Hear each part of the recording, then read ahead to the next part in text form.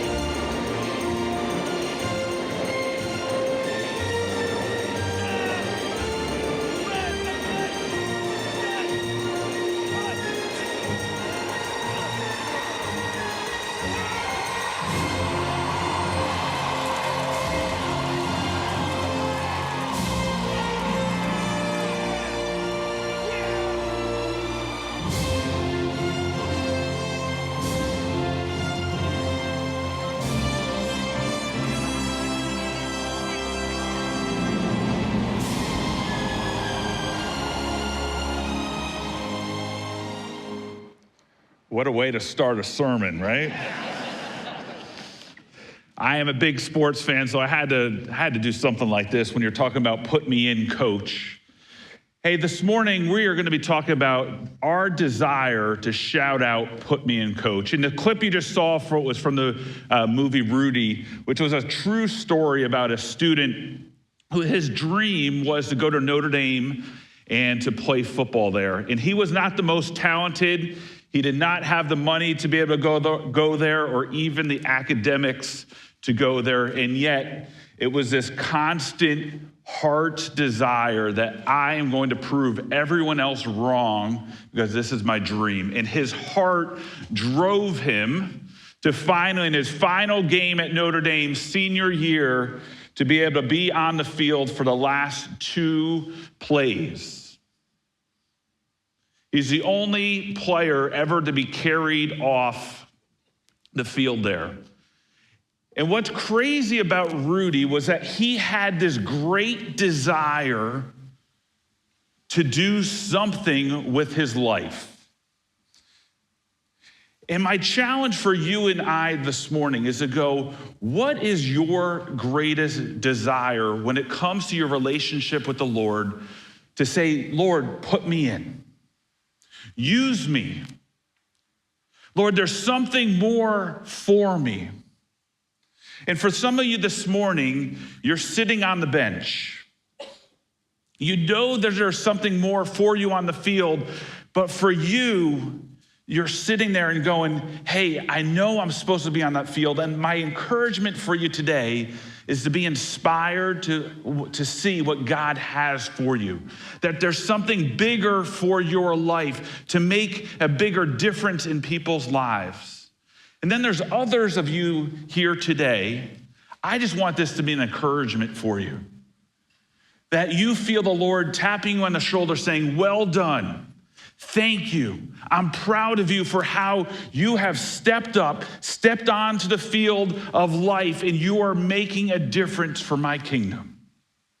Because I believe we're all on this field. You might be on the bench today. You might be getting off the bench and saying, okay, there's something here. You might be running onto the field, or you might be the quarterback who's going to throw that next touchdown. But we're all here. And we all, as Christ followers, we're on this field. So the question for you as we start this morning is, where are you? What choices, decisions, things that you have done have put you on this field, whether it's on the bench, getting up from the bench, walking onto the field, or being the quarterback? Where are you? And more importantly, where does the Lord want you? Because that's what's convicting for me is I might think where I want to be, but I know where the Lord wants me. And so this morning, I pray that you will be encouraged, that you will be challenged in your walk. Now, we're going to look at the book of 1 Samuel today, and I'm going to give you a little history before we dive into the passage there. But in 1 Samuel 9, we see the prophet Samuel anoints a new king, the very first king over all of Israel, and that's Saul. And Saul is able to unite all the 12 tribes together. It starts off great. He's a humble king. He's a great leader. He's anointed by the Lord. But then he starts to make some bad decisions. And the key to all his decisions was he left God out of his decisions, how he reigned. And so he left God. He said, I'm going to do this myself. And he really just listened to the voice of the people rather than the voice of God. And you see in the next couple chapters until chapter 15, where Samuel comes back and says, you know what? The Lord's not with you anymore. He does not see you as king. And so even though he is king, the anointing that was on Saul has left. And then in chapter 16, Samuel goes out and finds a new king, and he's led to David, just a teenager, and he anoints David. And David is not yet king, but he's anointed, and the Spirit of the Lord is on David, we see in chapter 16. And that leads us to chapter 17, where there is a battle happening. The battle between the Philistines and the Israelites, and on one side are the Philistines. On the other side, there's Israel. And every single day, a giant named Goliath comes down to the battlefield and says, send out one person to battle me, and whoever wins, that other country, we will rule over them. And for 40 days, each morning and evening, the Goliath comes out and he teases the Israelites, but they do nothing. And then David comes to bring his 3 older brothers some food, and his dad also wants to know what's happening in the battle. And so David comes, and he's there, and he's watching, he sees Goliath, and he was like, why isn't anyone doing anything? And we see these words. He says, who's this Philistine that he should defy the armies of the living God? And that's where we pick up in 1 Samuel 17:32. So David said to Saul, let no one lose heart on account of this Philistine. Your servant will go and fight him.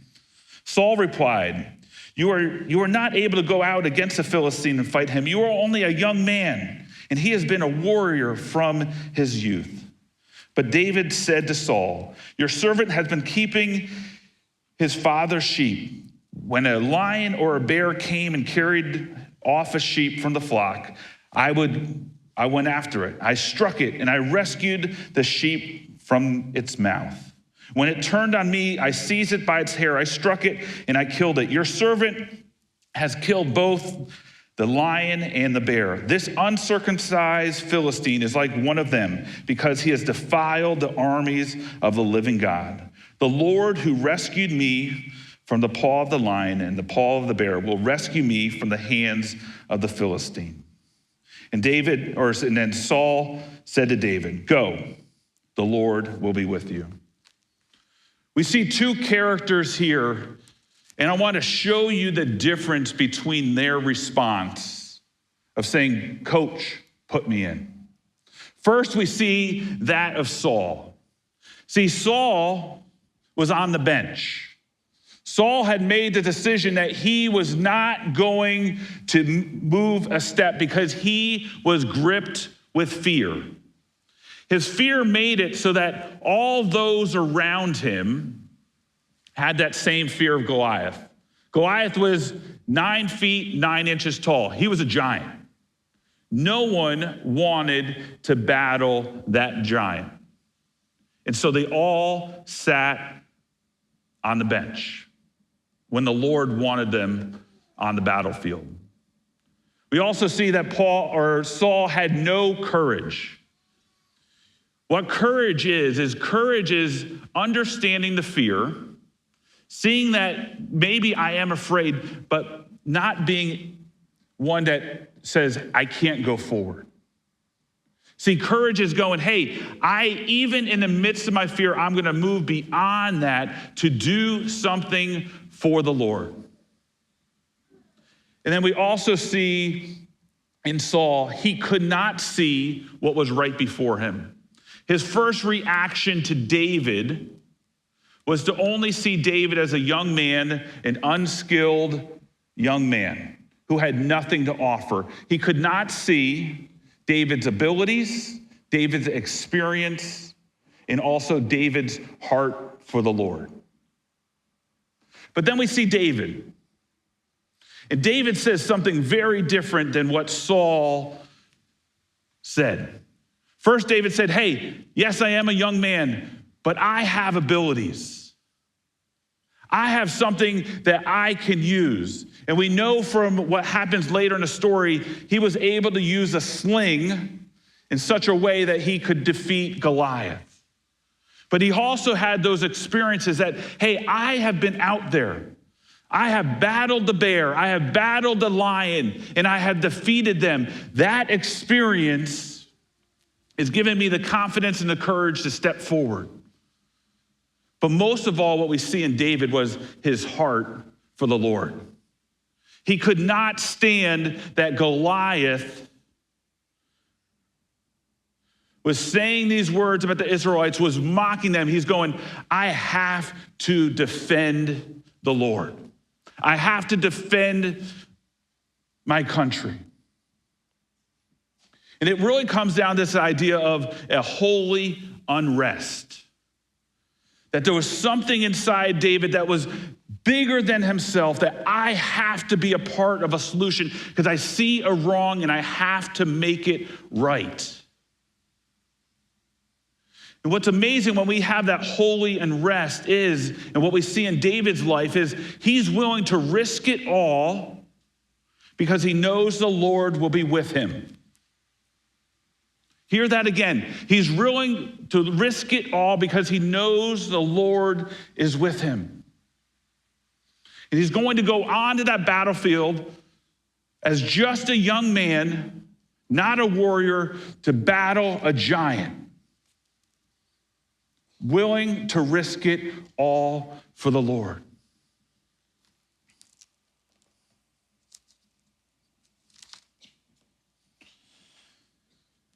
You know, for me, when I think of David, I think of someone who was on the bench, but he heard the Lord saying, I'm with you. He heard the Lord, he felt the Lord pushing him off the bench and saying, get out there.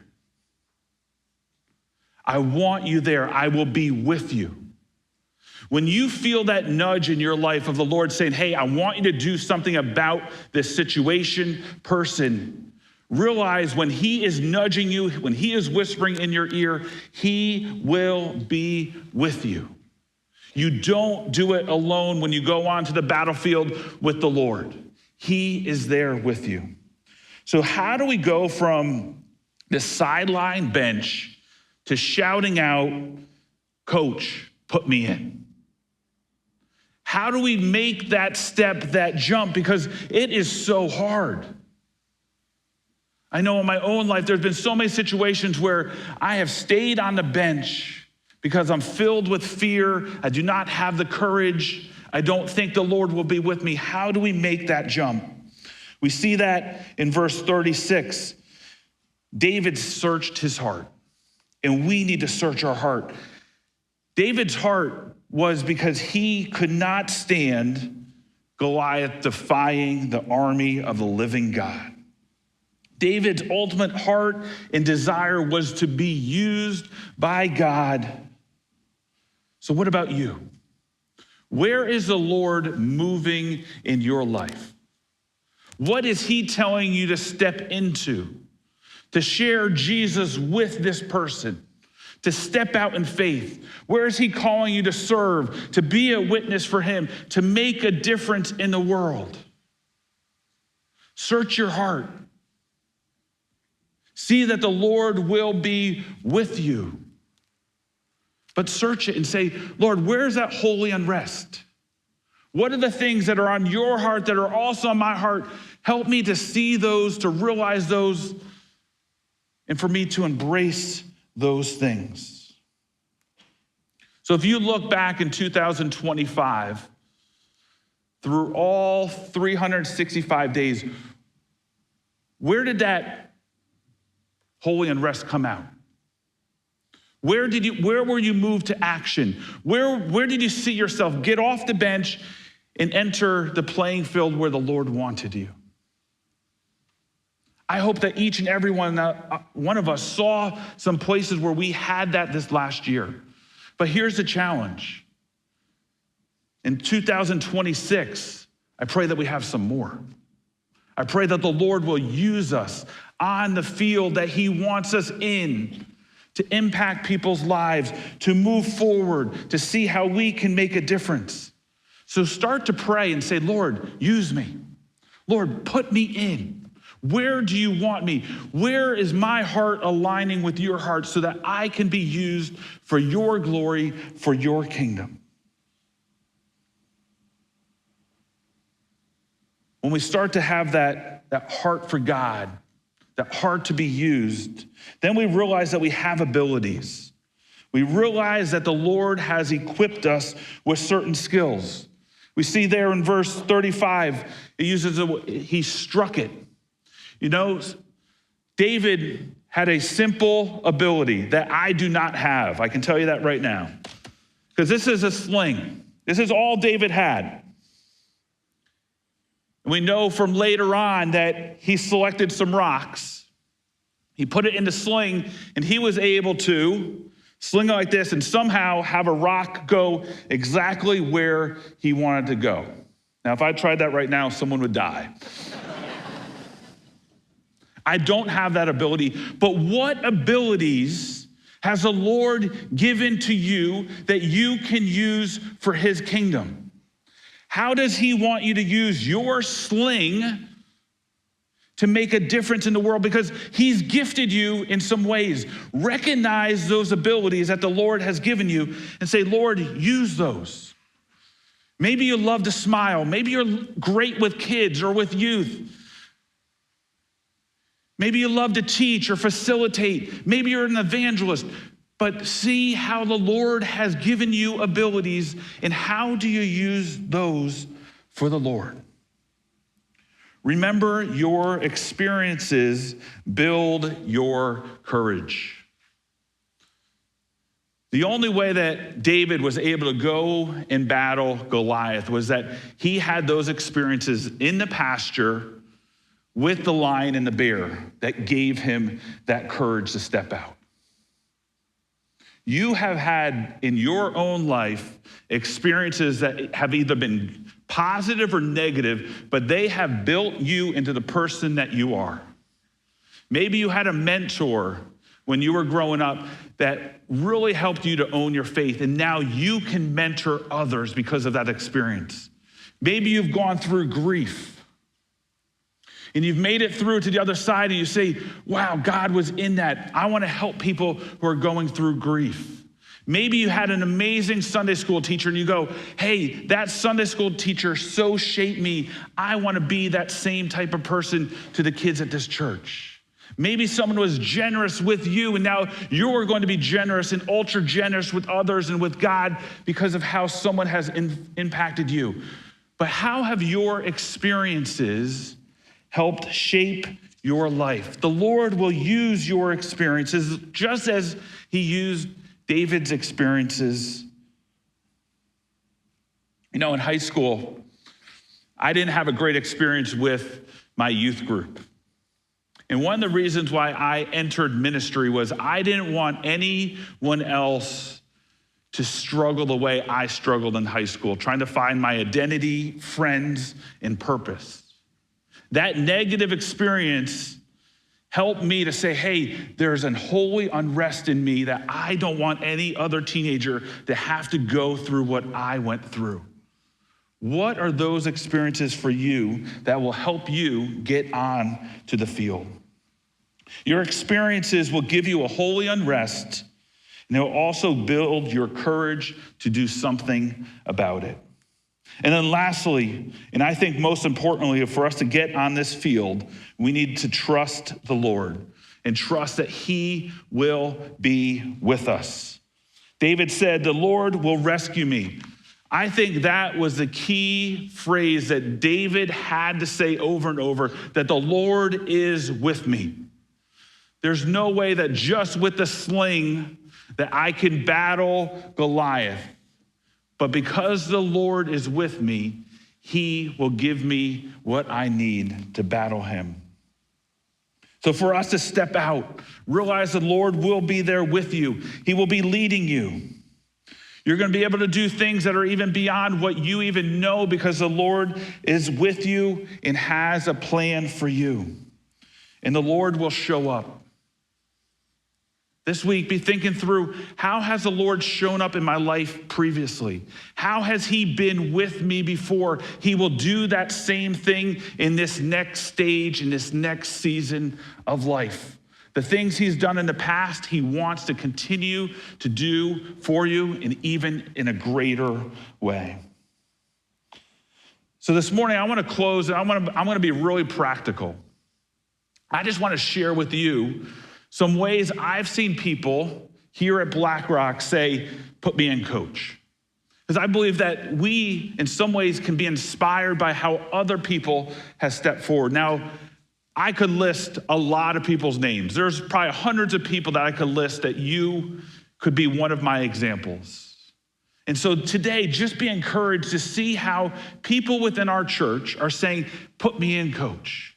And realize that some of you, many of you, could also be ones that I could use. Now, I had a little fun this week. I asked AI to help me create some pictures. And so here's my first picture. So there's a stay-at-home mom here at BlackRock. And she, years ago, started to help with Cubbies, which was our kindergarten through first grade ministry. And every Wednesday night, she would come and love on all the kids there. And she kept doing it. She went to Elevate, did it, and she's still serving now with Thrive. And there is a group of sixth grade girls now that had this stay-at-home mom minister to them. And you know what? There's 30 of them. And one of the reasons why there's 30 sixth grade girls that are passionate about their faith is this stay-at-home mom for the last 5 years has invested with them, is going on retreats, saying, hey, I love you. The stay-at-home mom is on my missions board. She's leading a mission trip to the DR this year. She's saying, put me in, coach. Next one. So we have a business owner who's a roofer, and I got to go with him to the Dominican Republic this summer, and I heard that he was a roofer, and then I also had a problem. At our Stanford campus, one of our roofs on the building there needs to be replaced. It started to leak, and I needed to do something about it, and so I gave him a call a couple weeks ago and said, hey, can you help me out? I actually don't have enough money to be able to pay you. Could you donate your company's labor so that we can put a new roof on one of the buildings there? He said, hey, put me in, coach. And we have a new roof on one of our buildings because he said, I can use my ability, my experience as a business owner and as a roofer to help advance God's kingdom. Next one. We have a retired couple here that inspire me, and I start to laugh every time I even think about them because the wife, I see her here almost every single day. She's here serving even in her retirement with moms, with putting bulletins together. She is all about, hey, I just want to be used by God to make a difference. And you probably know her, but you don't know that she is here all the time investing. And her husband also retired. He's on some of my boards. He is all about what is happening here at the church in both being on a board, facilitating groups. They love the Lord, and they're saying, hey, put me in coach. Next one. There's a guy here at our church that works with fabric, okay?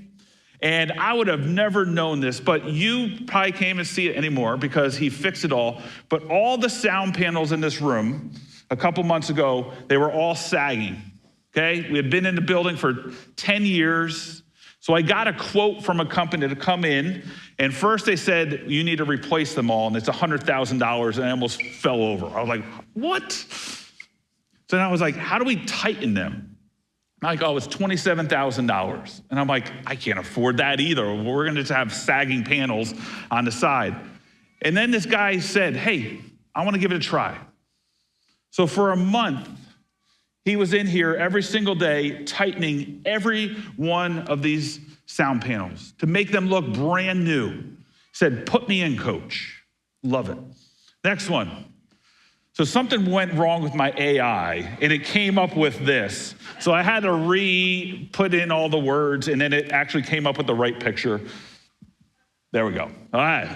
Mr. IT. So there's a guy at our church that he's into IT. We got a grant from the state that said, hey, you can put in security cameras and we'll help you pay for that. And so he said, hey, Jeremy, I think we can do this ourselves and save a ton of money and also do other things that make our church safe. So this IT guy, for almost 8 months, helped put in 75 new cameras all throughout our building that make us a much safer church. Put me in, coach. Next one. There's a husband and wife. I've known them for 10 years, and they made a decision many years ago. They said, hey, the Lord has blessed us financially, but we're not gonna keep getting a bigger house or spend more on ourselves. We wanna be ultra generous. So they paid off their house, and they've said, hey, how can I give above and beyond even what the Lord wants from me for my tithes and offerings? This fall, I got to just talk with them about a couple things that are outside of our budget that we want to do bigger as a church so that we can reach more and more people. And they said, hey, we're behind it. We're going to give even more beyond our tithing so that God can use BlackRock to impact the nations for him. Put me in, coach. And then lastly, there's a builder in our church that helped build our new chapel. And what's amazing about this builder was that every single day that he was here, this was not a project for him to make money. Instead, it was a project for him to honor the Lord. And he saved us hundreds of thousands of dollars by using his team and using himself in a way that could build God's kingdom. Put me in, coach. Thanks for tuning into our sermon here at BlackRock. I'm so glad you found us, and I hope and pray this message helped you get more connected to Jesus. Speaking of connection, if you're interested in taking your next steps towards getting connected at BlackRock, use the quick links in the description below. There you'll find links for information if you're new, for upcoming events, online giving, and more. I also want to encourage you to subscribe to our YouTube channel and follow our podcast so you can stay up to date with everything we post. See you next week, either online or in person. Thanks for watching.